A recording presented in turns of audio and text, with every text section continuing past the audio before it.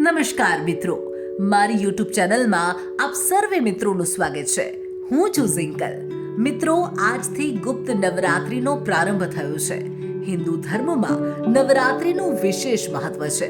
નવરાત્રિ દરમિયાન દેવી દુર્ગાના નવ સ્વરૂપોની પૂજા કરવામાં આવે છે. પરંતુ હજુ પણ ઘણા બધા લોકોના મનમાં નવરાત્રિને લઈને સવાલ થતા હશે, જેમ કે નવરાત્રિ વર્ષમાં કેટલી વાર આવે છે, કેમ એક જ વર્ષમાં વારંવાર નવરાત્રિનો પર્વ ઉજવવામાં આવે છે, નવરાત્રિનું શું મહત્વ છે, આ ચારેય નવરાત્રિમાં દેવીના કયા સ્વરૂપોની પૂજા કરાય છે. તો આપના તમામ પ્રશ્નોનું નિરાકરણ આપને આ વિડીયોમાં મળી જશે. તમામ દર્શક મિત્રોને વિનંતી છે કે વિડીયોને લાસ્ટ સુધી જરૂરથી જોજો. તો સૌથી પહેલા તો વાત કરીએ નવરાત્રિનો પર્વ વર્ષમાં કેટલી વાર આવે છે અને ક્યારે ક્યારે નવરાત્રિ ઉજવવામાં આવે છે.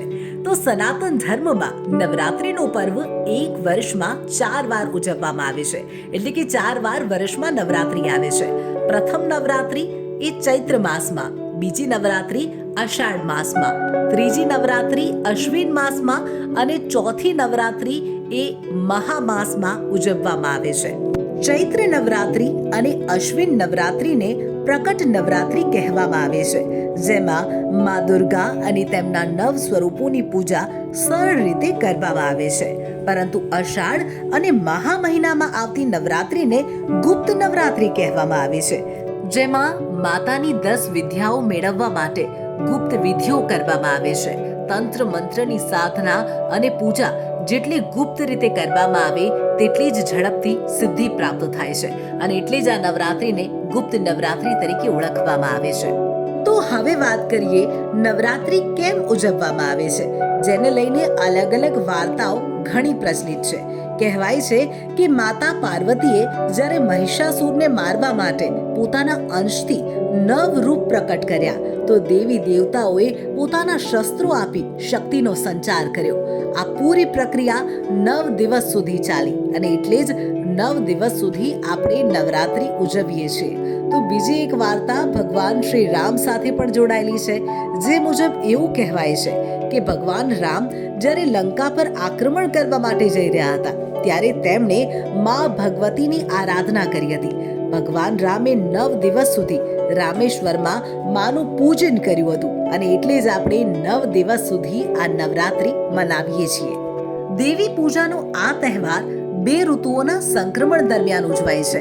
ચૈત્ર મહિનામાં શિયાળાની ઋતુ પૂરી થઈ અને ઉનાળો શરૂ થાય છે, તો વળી અષાઢમાં ઉનાળો પૂરો થઈ અને વર્ષા ઋતુનો પ્રારંભ થાય છે. અશ્વિન મહિનામાં વરસાદની ઋતુ પૂરી થઈ અને શિયાળાની શરૂઆત થાય છે, તો મહા મહિનામાં શિયાળાની ઋતુ પૂરી થઈ અને વસંતની શરૂઆત થાય છે. આ નવરાત્રિનો સંબંધ પાક ચક્ર સાથે પણ છે, કેમ કે જે પાક ઠંડીમાં વાવવામાં આવે છે તેને લણવાનો સમય ચૈત્ર મહિનામાં હોય છે, અને જે પાક ગરમીના સમયમાં વાવવામાં આવે છે તેને કાપવા અને લણવાનો સમય કાર્તિક માસમાં હોય છે. તો વળી આ નવરાત્રિ દરમિયાન કેટલાક લોકો વ્રત ઉપવાસ પણ રાખતા હોય છે, જે ધાર્મિક દ્રષ્ટિએ તો સારું જ છે, પરંતુ વૈજ્ઞાનિક દ્રષ્ટિએ પણ તેટલું જ ફાયદાકારક છે. હવે આ સમગ્ર બાબતને વૈજ્ઞાનિક દ્રષ્ટિકોણથી સમજીએ તો નવરાત્રિ ઋતુ બદલાય ત્યારે આવે છે, એટલે કે એક ઋતુ પૂર્ણ થાય અને બીજી ઋતુની શરૂઆત થાય ત્યારે આવે છે. અને આ એ જ સમય હોય છે કે જ્યારે વ્યક્તિની બીમાર પડવાની સૌથી વધુ શક્યતા હોય છે. તમે દવાખાનામાં પણ જોશો તો આ સમયે મોટી સંખ્યામાં દર્દીઓની ભીડ જોવા મળે છે, અને એટલે જ જો આ સમયે તમે ઉપવાસ કરશો, જો માત્ર ફળાહાર કરશો, તો તમારા શરીરમાં કોઈ પણ પ્રકારની બીમારી લાગશે નહીં અને તમે બિલકુલ સ્વસ્થ રહી શકશો. આપણા સનાતન ધર્મમાં જે પણ કંઈ કહેવામાં આવ્યું છે તે માત્ર ધાર્મિક દ્રષ્ટિએ નહીં, પરંતુ વૈજ્ઞાનિક દ્રષ્ટિએ પણ એટલું જ ફાયદાકારક છે. અને એટલે જ ચૈત્ર અને શારદીય નવરાત્રિમાં લોકો વ્રત અને ઉપવાસ પણ કરે છે. આ નવરાત્રિમાં સાર્વજનિક રૂપથી મા દુર્ગાના રૂપોની પૂજા અને ભક્તિ કરાય છે, જ્યારે ગુપ્ત નવરાત્રિમાં વિશેષ રૂપથી ગુપ્ત સિદ્ધિઓને મેળવવા માટે વિશેષ સાધના કરાય છે. હવે વાત કરીએ કયા દિવસે કયા માતાજીની પૂજા કરાય છે.